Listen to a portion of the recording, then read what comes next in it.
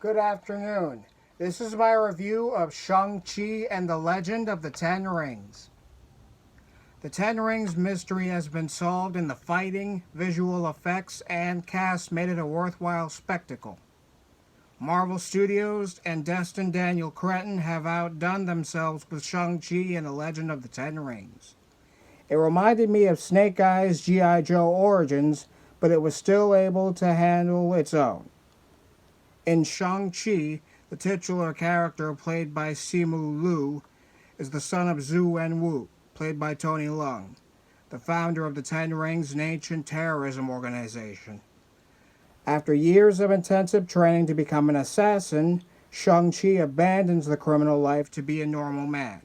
But when the Ten Rings catch up to him, Shang-Chi must face his father and save the world. Liu was trained greatly to fight as Shang-Chi, and it was amazing how he took down most of his father's minions on a San Francisco bus. The scene was humorous, with an internet celebrity trying to record the events, and with Awkwafina as Shang-Chi's best friend, Katie, driving the bus recklessly. It was like a dance with danger for him, and he won. Katie was also funny, trying to convince Shang-Chi to take a joyride in some rich guy's car in the early part of the film. She proved to be just as much a hero as comic relief when she was trained in archery later on and helped attack legendary monsters. The film showed that Zhu Wenwu, despite his history, was a misunderstood tragic villain, and he only wanted to raise his son and daughter Jia Ling, played by Meng'er Zhang, to be strong when evil people try to push them around. He gave up the Ten Rings for love, and was only brought back to darkness when his enemies killed his wife. He's like Ra's al Ghul from Batman, someone forced into evil by vengeance. There were some moments of feminism, as young Jia Ling was not allowed to train in martial arts like her brother, but she trained herself, ran her own fight club, and beat Shang-Chi, lol.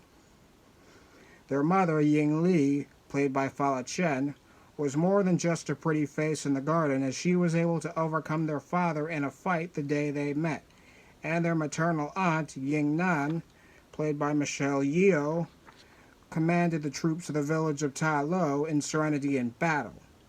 It took the credits for me to recognize Florian Munteanu as Razor Fist. Big Nasty sure seemed hungry to fight Shang-Chi on the bus.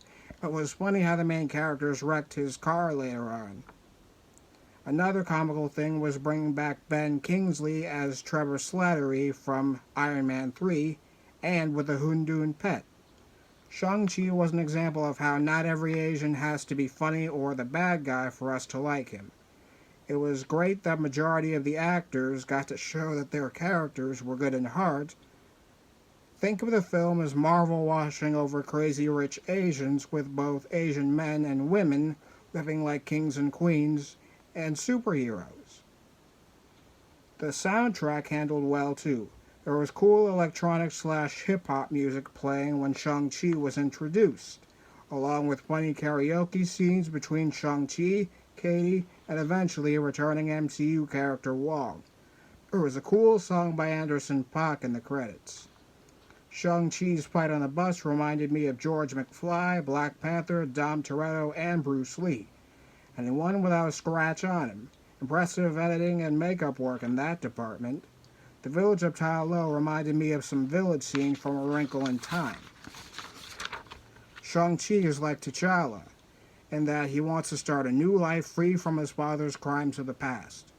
There were nice dragon scale costumes, and the dragons they fought were like Harry Potter level creatures. If you want to understand more about the Ten Rings and see great action, comedy, and fantasy when Marvel goes the Chinese route, watch Shang-Chi and the Legend of the Ten Rings.